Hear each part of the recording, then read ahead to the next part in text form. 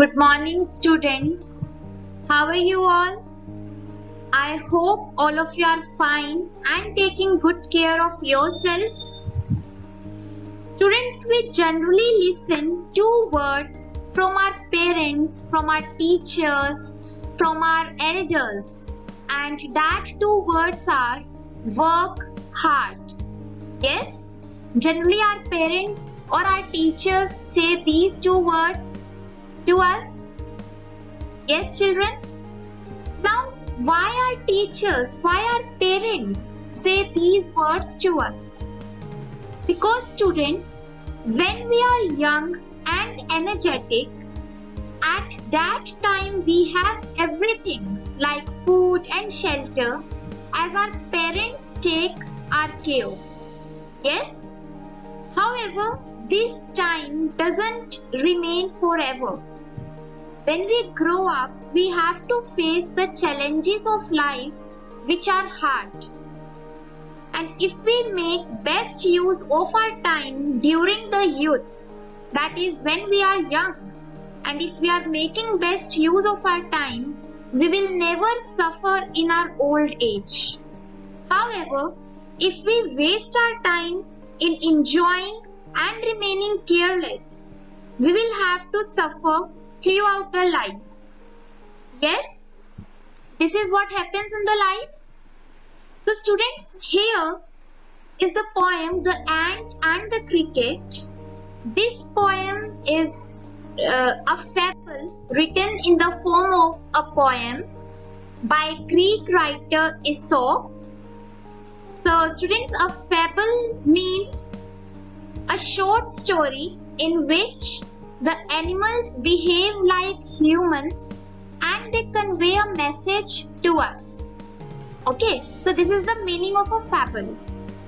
So students, this poem is written by Aesop, and he was a Greek, by tradition he was a Greek slave, and he is known today exclusively for the genre of fables ascribed to him. Okay, so Aesop's fables, most of which have animals as the main characters, they have remained popular throughout the history and are still taught as moral lessons, and they are used as subject for various entertainments, especially the children's plays and cartoons. Okay, and the Aesop probably did not put his fables in writing but told the stories orally. And finally these fables were being collected and modified by an ancient Greek man based on oral story traditions gathered as he traveled. Fine. So Aesop was a Greek writer. Now students, this poem The Ant and the Cricket is a story of two insects. A cricket which looks like a grasshopper only. Fine. So a cricket is also an insect which looks like a grasshopper, and an ant. So this poem, The Ant and the Cricket, is the story of two insects, a cricket and an ant. The cricket is silly, that does not care about the future and keeps enjoying the summer season rather than collecting food or making a shelter for itself. Okay? But on the other hand, the ant is very wise and is, instead of wasting time, it gathers food for itself and makes shelter. Okay, students? So now here I am going to explain you this poem stanza wise, means I am going to give you a stanza wise explanation. So now let's start this poem. A silly young cricket, accustomed to sing through the warm sunny months of gay summer and spring, began to complain when he found that at home his cupboard was empty and winter was come. not a crumb to be found on the snow-covered ground, not a flower could he see. So here students, the poet says that there was a silly. Silly means the one who lacks sense or wisdom. So there was a silly young cricket. Here the word young cricket denotes a grasshopper-like insect. Okay. Accustomed to sing. Accustomed to sing means he used to enjoy. So here the young cricket, which looks like a grasshopper, he used to enjoy during spring and summer seasons. So here students, the word gay. Gay means happy and enjoyable. Fine. So here this word gay, it means happy and enjoyable. So the poet calls spring and summer seasons gay because they are full of life. There is greenery everywhere. Food and water are in abundance, means they are in large numbers. So that's why here the poet denotes the summer season with gay, means with full of enjoyness and happiness. Fine students. However, soon those months of rejoicing and joy passed away and the winter comes. Yes, usually after summer the winter comes now. So very soon these months of joyness passed away and the winter comes. And now the cricket was in trouble. Fine. Now the cricket was in trouble. Not a leaf on a tree. Oh, what will become, says the cricket, of me? Means now the cricket got himself in a difficult situation because he was not having anything to eat. He began to complain when he found that his cupboard was empty at his home and there was not even a crumb. Not even a crumb means there was not even a small piece of bread to eat. And there was snow on the ground and he could not see even one flower or a leaf on the tree. Clear? And seeing this, he becomes sad and exclaims, "Oh, what will become of me?" Fine. So when he becomes sad, he says these lines, "Oh, what will become of me?" Clear, children? Now let's continue. At last, by starvation and famine, made bold, all dripping with wet and all trembling with cold, away he set off to a miserly ant to see if to keep him alive he would grant him shelter from rain and a mouthful of grain. He wished only to borrow, he had to repay to tomorrow. If not, he must die of starvation and sorrow. So now students, here the cricket had not eaten anything and was starving with hunger. It mustered its courage and set off to seek the help of a miserly ant. Means now he just want the help of the ant, because during summers when cricket was enjoying, the ant was working hard and the ant was collecting things for itself so that it may not face any problem in future, that is during winters. Fine. Now there was famine, chilling cold and perhaps raining, which made the cricket wet and shiver a lot while travelling. Fine. Because cricket was not having anything.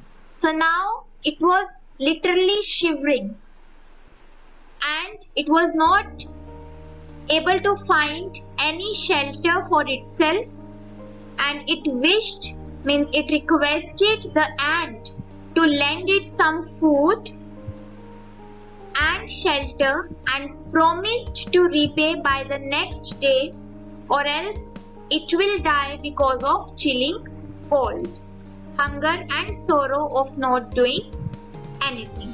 So now basically the cricket is requesting the ant to help it, otherwise it will die of hunger and starvation, and now it is in deep sorrow. Dear children? Fine. Now says the ant to the cricket, I am your servant and friend, but we ants never borrow, we ants never lend. But tell me, dear cricket, did you lay nothing by when the weather was warm?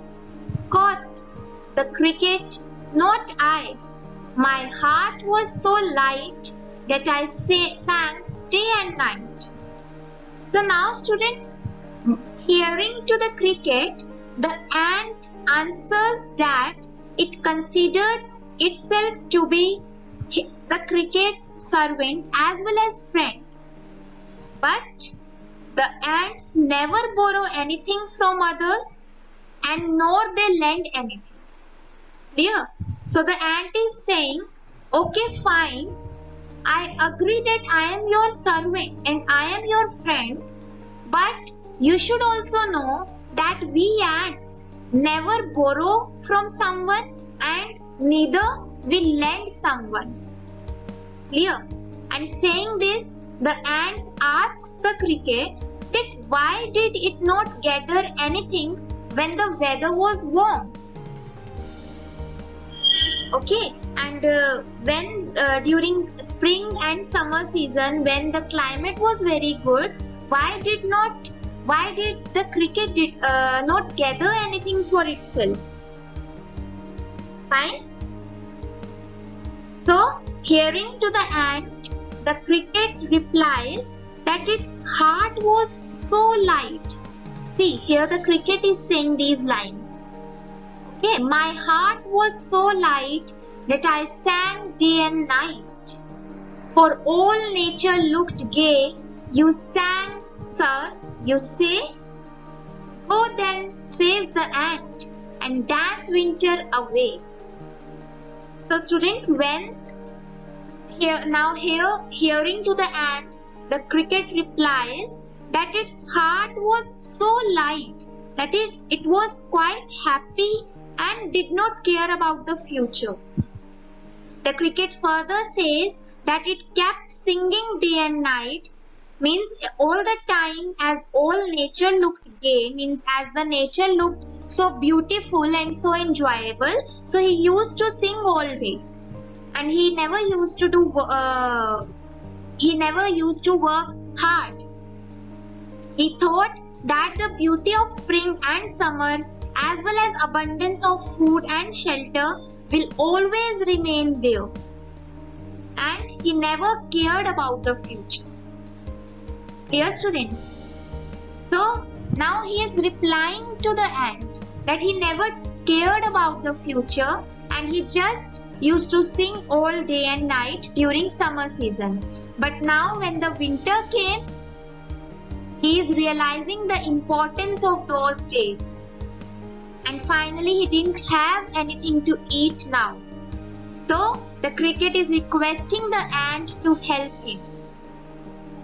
But now students, listening to the cricket, the ant tells him that he was singing and enjoying during the spring and summer, and now he should do the same and the winter will go away.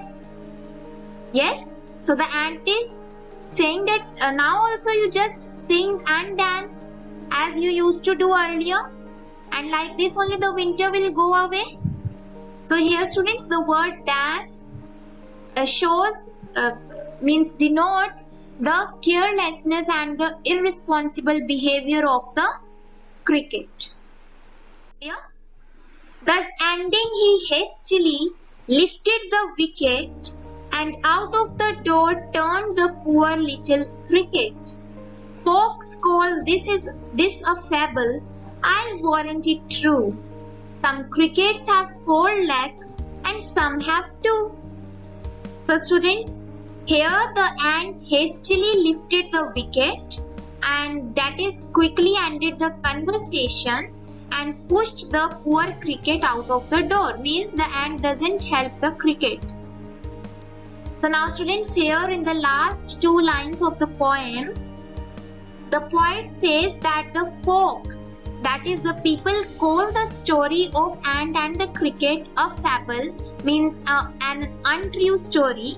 However, he thinks that the story is quite true because there are many crickets with 4 legs as well as with 2. That is, there are insects like cricket who do not care about future, and also humans. Now here the word legs with 2 denotes humans. Clear? So there are also humans who do not care about their future, and finally they repent when the time is gone. Clear? So this was all about the poem.